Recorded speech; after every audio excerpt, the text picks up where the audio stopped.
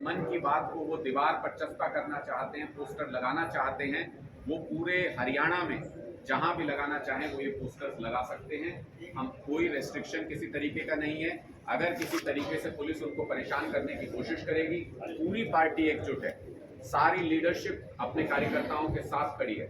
और हरियाणा में भी अगर आम जनता को इस बात से नाराजगी है कि मोदी जी की नीतियों ने उनको परेशान किया है, तो हम सबका आह्वान करते हैं कि वो भी खुल के सामने आए और वो भी मोदी हटाओ देश बचाओ के इस नारे में अपना योगदान दें, इस पोस्टर में अपना योगदान दें।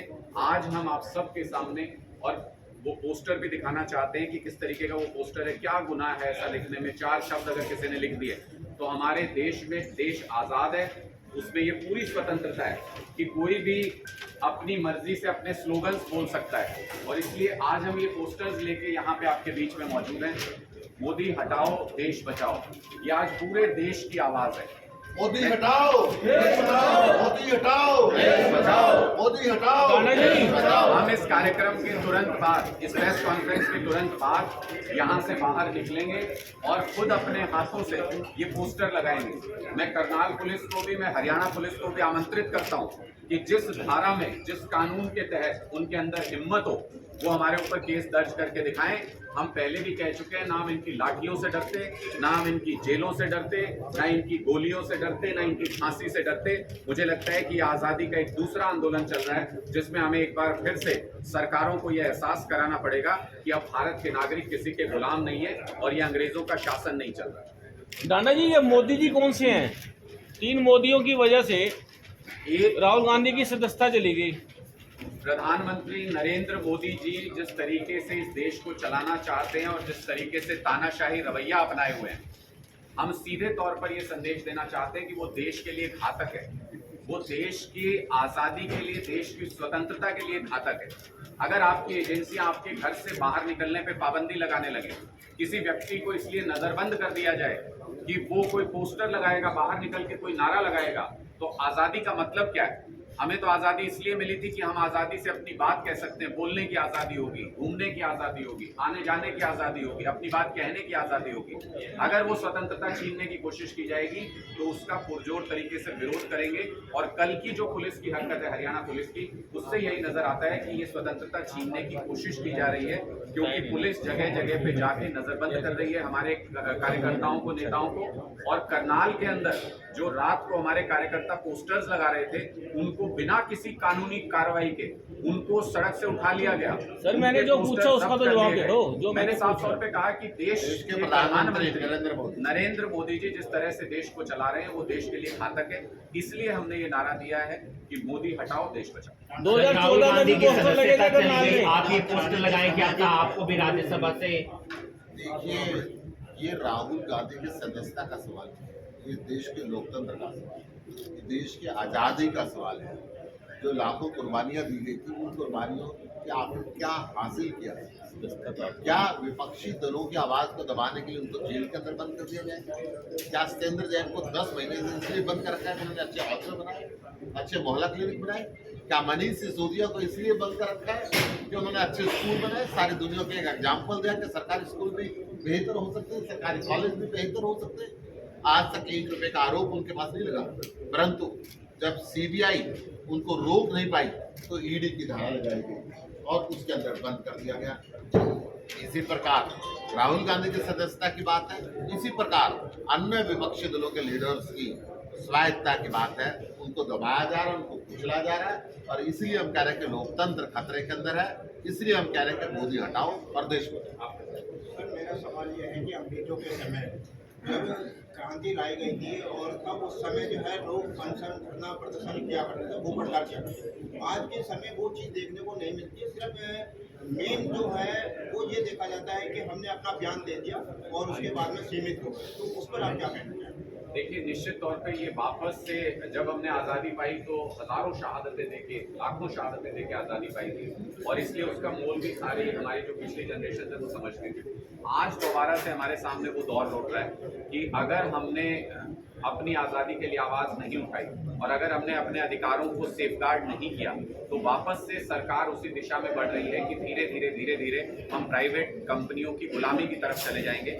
क्योंकि जो सरकार चल रही है वो प्राइवेट कंपनियों के इशारे पर चल रही है और प्राइवेट कंपनियां नहीं चाहती कि कोई भी लोकहित का मुद्दा उठाया जाए, कोई भी जनता से जुड़ा मुद्दा उठाया जाए, उन कंपनियों के खिलाफ कोई बात बोली जाए। इसलिए ये धीरे धीरे सरकारी तंत्र का इस्तेमाल करके लोगों की आवाज को दबाना चाहते हैं। आप सबको और हमको और पूरे देश को ये समझना होगा कि अगर बोलने से हम डरने लगे, अगर अपनी बात कहने से डरने लगे, तो वो दिन दूर नहीं जब हमारी आने वाली जनरेशन को फिर से संघर्ष करना होगा आजाद होने के लिए, फिर से वही दौर लौटेगा अंग्रेजों वाला और फिर से हमारी कई जनरेशन, कई पीढ़ियों को गुलामी झेलनी पड़ेगी। इसलिए आज जागना बेहतर है, आज इस आजादी के लिए लड़ना बेहतर है। सर, आप दोनों हो रही है, जिस जगह पे आपकी प्रेस कॉन्फ्रेंस हो रही है, सुनील गुंदल जी का संस्थान है ये, इनके साथ भी काफी कुछ किया गया और आगे भी थ्रेट्स इनके पास, क्योंकि हम आते रहते हैं तो हमें पता लगता है भी आप पार्टी में काफी एक्टिव होकर काम कर रहे हो, तो ऐसा भी हो सकता है कि पार्टी जो कुछ ये कह रही है इसकी कीमत इनको भी चुकानी पड़े साथ साथ। देखिए, निश्चित तौर पे हम इससे वाकिफ है पूरी तरह से और एक एक कार्यकर्ता आम आदमी पार्टी का और एक एक नेता इस बात से वाकिफ है कि आज हम जो कर रहे हैं उसकी कोई भी भारी से भारी कीमत हमको चुकानी पड़ सकती है।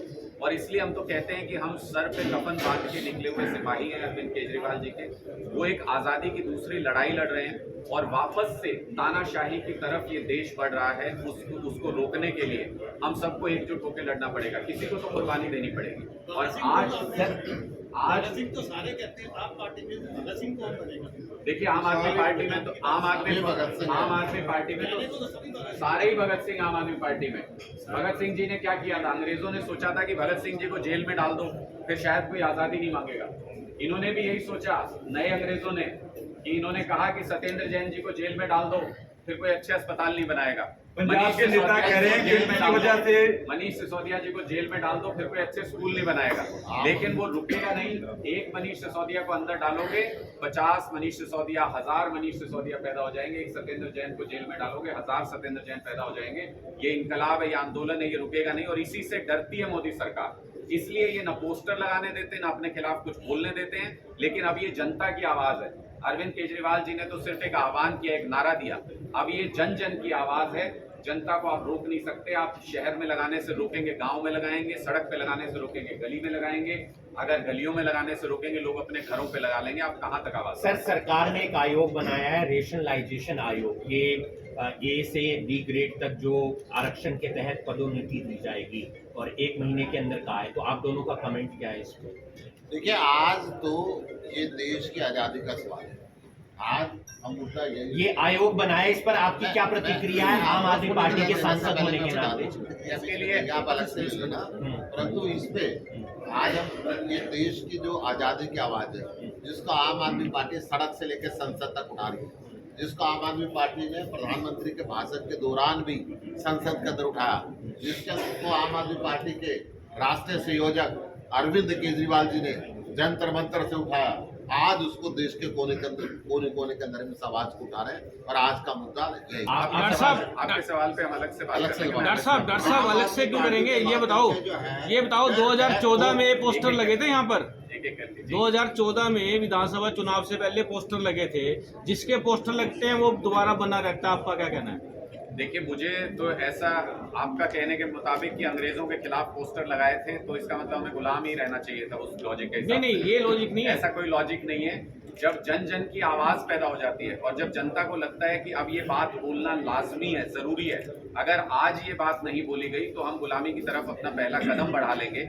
जब लोगों के दिमाग में ये बात घर कर जाती है तो उसके बाद वो आवाज मिल जाती है सब लोगों की और एक आंदोलन बन जाता है। आज ये पोस्टर सिर्फ पोस्टर नहीं है, आज ये एक मांग है, पूरे देश की मांग है कि किसानों के खिलाफ मोदी जी काम करते हैं, व्यवसायियों के खिलाफ मोदी जी काम करते हैं, छात्रों के खिलाफ मोदी जी काम करते हैं, जो युवा हैं उनके खिलाफ मोदी जी काम करते हैं, सरपंच चुने हुए हैं उनके खिलाफ इनके खट्टर साहब काम करते हैं, और जो चुने हुए प्रतिनिधि हैं, सांसद हैं, उनकी जेपीसी नहीं बनने दे रहे। सुशील गुप्ता जी रोज मांग करते हैं। दिल्ली में चुनी हुई सरकार है, उसको एलजी अपने तरीके से चलाने की कोशिश करते हैं। दिल्ली में चुने हुए पार्षद है, उनको मेयर नहीं बनाने दे रहे थे, अब स्टैंडिंग कमेटी नहीं बनाने दे रहे। तो ये लोकतंत्र के ऊपर खतरा है जिसको आज पूरा देश समझता है। लोकतंत्र पे प्रहार ना हो, इसलिए देश को एक शिक्षित प्रधानमंत्री चाहिए, देश को एक पढ़ा लिखा प्रधानमंत्री चाहिए, देश को ऐसा प्रधानमंत्री चाहिए जो हर वर्ग की समस्या को समझ सके। अनुराग जी, जब से पंजाब में आम आदमी पार्टी की सरकार आई है तब से पंजाब में हालात क्यों खराब हो रहे हैं, इसको किस तरह से समझते हैं? देखिए, मुझे नहीं लगता कि आप कौन से आंकड़े पढ़ते हैं जिससे कि आप कह रहे हैं यहाँ हालात खराब है। आप पूरे देश में अगर देखें पंजाब लॉ एंड वो तो ऑर्डर के मामले में मुख्यमंत्री जी खुद दूसरे कह रहे हैं स्थान जी। पे है। कैलेंडर कर दिया है केंद्र को उन्होंने। मुख्यमंत्री खुद एक-एक कह रहे करके आप हैं पूछेंगे तो पंजाब के। पाऊंगा, कंटिन्यूटी उसमें बनी रहेगी। पूरे देश में अगर आप देखें पंजाब लॉ एंड ऑर्डर के मामले में दूसरे स्थान पे और हरियाणा 36वें स्थान पे। अगर किसी से भी हालात खराब होने के बारे में पूछा जाना चाहिए तो हरियाणा सरकार से पूछा जाना चाहिए। आप सोचिए कि कल की बात है, खाप के प्रधान के ऊपर हमला हुआ है, सरेआम हमला हुआ है, जो कि एक पंचायती व्यक्ति है जो इतने बड़े समाज को रिप्रेजेंट करता है, उस व्यक्ति के ऊपर सरेआम हमला होता है। डॉक्टरों के ऊपर हमला होना और बाकी सामान्य लोगों के ऊपर हमला होना, मर्डर होना, डकैती होना, ये तो बहुत आम बात है हरियाणा के अंदर। लॉ एंड ऑर्डर महिलाओं की के आप बात खिलाफ कर रहे अपराध हैं। होना बहुत सामान्य बात हो गई हरियाणा के अंदर। मुझे लगता है अगर लॉ एंड ऑर्डर के बारे में कोई सवाल पूछा जाना चाहिए तो अमृतपाल अभी तक पकड़ा क्यों नहीं गया सर? अमृतपाल मुद्दे पर क्या कुछ कहना चाहेंगे? अमृतपाल वाले मैटर पर क्या कुछ कहना चाहेंगे? अगर सेकंड नंबर पे ये लॉ एंड ऑर्डर मुझे लगता है कि वो पंजाब का मैटर और पंजाब सरकार उसको हैंडल कर रही है अपने आप तरीके आप से। समर्थन करते हैं? आप अमृतपाल का समर्थन करते हैं लोकतंत्र सर? के तौर पर है यहाँ। क्या आप दिल्ली से अमृतपाल का जाने के लिए समर्थन एफआईआर के करते बारे हैं? मूवमेंट की गई है। सर क्या आप एक एक करके पूछ लें और मैं आपसे रिक्वेस्ट करूंगा कि आज का जो हमारा मुद्दा है वो मोदी सरकार किस तरीके से तानाशाही रवैया अपना रही है, हम उसके ऊपर बात जो करें। भी सर, जब आप बैठे हैं, आपसे सवाल मुद्दा तो है ना, होगा ही। मुद्दा हमारा है। आप कश्मीर बनाना चाह रहे हैं। आप लोग एक कह रहे हैं। सवाल एक बार पूछेंगे, मैं उसका जवाब भी दे दूंगा, पर आप 10 बार भी पूछेंगे तो मैं वही जवाब दूंगा। तो इसलिए 10 बार वही सवाल पूछने से फायदा नहीं।